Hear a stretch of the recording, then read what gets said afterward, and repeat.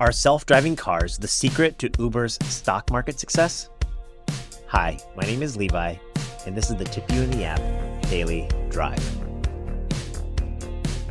Today's Daily Drive is brought to you by Tonquin. You don't deliver people, deliver car parts. The Daily Drive is brought to you by rideshare.tax. And the Daily Drive is brought to you by Boom Rideshare Insurance. Hi. According to William Gavin at Quartz, Uber stock is climbing after a strong quarter and optimism over its self-driving vehicle plans. Autonomous cars are coming. What does this really mean for you and me? I drive a Tesla, and I can tell you this. I have full self-driving 12.5.1 or whatever it is, the latest full self-driving, and it works really, really well. Like, really well. Yeah, there are some times I feel like I need to take over. It's mainly like just awkward situations, but the writing's on the wall. It's clear that autonomous vehicles are going to be the future of ride sharing. It's going to be the future of taxis. It's going to be the future of all cars. I can really see a day in the future when humans don't drive cars. But we're not there yet.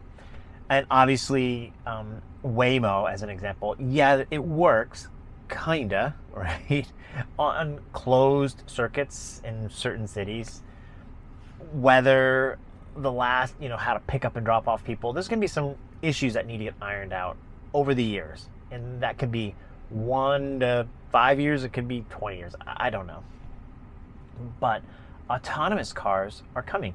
It works really well here in my Tesla, but that's not the most important thing. The most important thing is this. I think passengers kind of want it. Let me give you two scenarios to think about. Scenario number one, when somebody goes into their Uber app and orders a ride, 9 times out of 10, they want the cheapest ride. And autonomous cars will be the cheapest ride. Let me give you the math. Let's say Uber pays me $5, which means the passenger paid 10, right? Let's use this math. Now, of my $5, roughly, 4 goes to me and 1 goes to the cost of the vehicle. Now, if I'm not in the picture and I'm in the Tesla, it's already kind of autonomous. The software is already built into it. And the $1 goes to my tires, goes to my depreciation, covers the cost of the vehicle. I can see in the Uber app, $10, Uber with a driver. Or you can pay $6 and get an Uber that's autonomous. And that's that $4, that 40% price difference. And maybe it's 30%, who knows?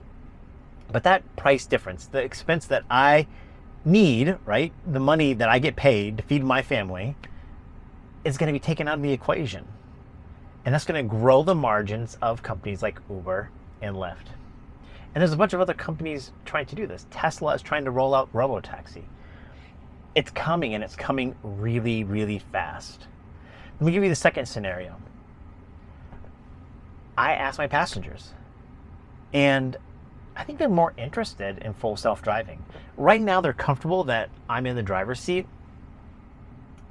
but I don't think they're as afraid of an autonomous car killing them as we like to think. At least I like to think. I think that they'd rather just get into a car, not have to talk to anybody, and not have to tip, and get it cheaper. And if autonomous cars are going to do that, they're going to take it. So, again, the Uber earnings report, autonomous vehicles means nothing right now to their business in terms of their day-to-day revenue and profitability. But it means everything to the future of Uber, because they need autonomous cars to be more profitable. You and I, as drivers, we're expensive. And I don't think it's going to happen by the end of this year or the end of next year, but it's happening.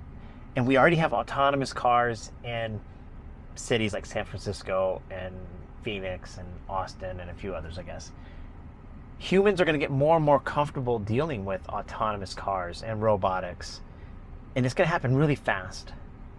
And if Tesla rolls out robotaxi and it looks really successful, more and more cities are going to adopt it. I use the full self-driving all the time, and I'm very comfortable. I'm almost to the point where I would feel like maybe I'd take a nap. I know I haven't. There's a camera and there's all that other stuff. But I feel like that comfortable, especially when I get on the highway. Just like, I don't have to touch the wheel. I don't have to do anything. I just sit there and just look at the road. And it works really well. It works really well in like tight circumstances, and it makes really good decisions. It's not perfect, but it's good. So here's some things that you can do to prepare for autonomous cars. First thing, I recommend you getting a Tesla. I know it's expensive for a lot of people, and you don't like electric cars and whatever. But if you're in the market for a car and you can actually afford to get a Tesla, do it and get the full self-driving and try it for yourself. You'll be a believer.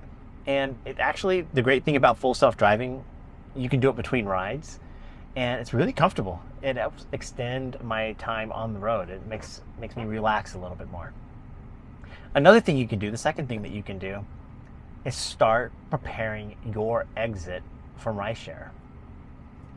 You should be doing that anyway, because at any moment in time, these apps can kick us off the platforms, right, for some sort of false complaint. And if this is your sole income and you need it, you probably should be learning to find at least some other additional income. And quite frankly, you never know when you're going to get kicked off this app. And it may not be autonomous cars, it may be for whatever reason. So plan your exit. That means like saving money and coming up with some other skills. The third thing, this is kind of the touchy-feely thing, I guess. Don't be surprised. That's all I'm going to say. Don't be surprised. We like to think as humans how valuable we are. But the world of artificial intelligence, large language models, robotics, it's coming, and it's going to hit the world so fast. And since it's going to do that, it's not going to just affect us as rideshare drivers. It's going to affect everybody. I was just in Taco Bell. I shouldn't be eating Taco Bell, but I was. I was just in Taco Bell, and I used the kiosk, and this lady walks up to me like, oh, I'm going to show you how to use the kiosk. And I was thinking to myself, oh, the whole point of me using the kiosk was I didn't really want to talk to the customer service person. And if robots cooked my food and delivered me the tacos, well, whatever they were, I would have been happy with that. I use ChatGPT. I use full self-driving. So yeah, don't be surprised. Start to get your mind ready for a world to include rideshare with autonomous artificial intelligence, robotics. It's just coming, and it's going to be a brave new world. I don't know all the solutions to everything, but if you start testing it out, try it on a Tesla. Rent the Tesla and try it. I don't know if you can do that, actually. But yeah, try the full self-driving. If you get into a Tesla, ask the driver to show you. If you come to Syracuse, I'll give you a ride. And start saving your money and start planning for an exit out of rideshare. It probably won't happen within the first 12 months here or whatever, but it's coming. If you're 50 or younger, like me, you're gonna wanna like do this gig for a little bit longer, and the cars are gonna be autonomous. And then of course, just mentally be prepared for it, because it's a very real thing. Read up on it, study it. It's affecting not only rideshare drivers, it's gonna affect accountants, it's gonna affect McDonald's workers, it's gonna affect everybody. Every human is gonna have to deal with this. Lawyers, and the people that are smart and savvy to it are the ones that are gonna survive, and they're gonna flourish. And that's what I want. I want you to thrive as a rideshare driver. So like, subscribe, leave some comments, and yeah, let's engage in a healthy dialogue on what the future looks like with robotic cars. I hope you're safe. I hope you're happy. I hope you're thriving. Be well. I'm cheering for you. Bye.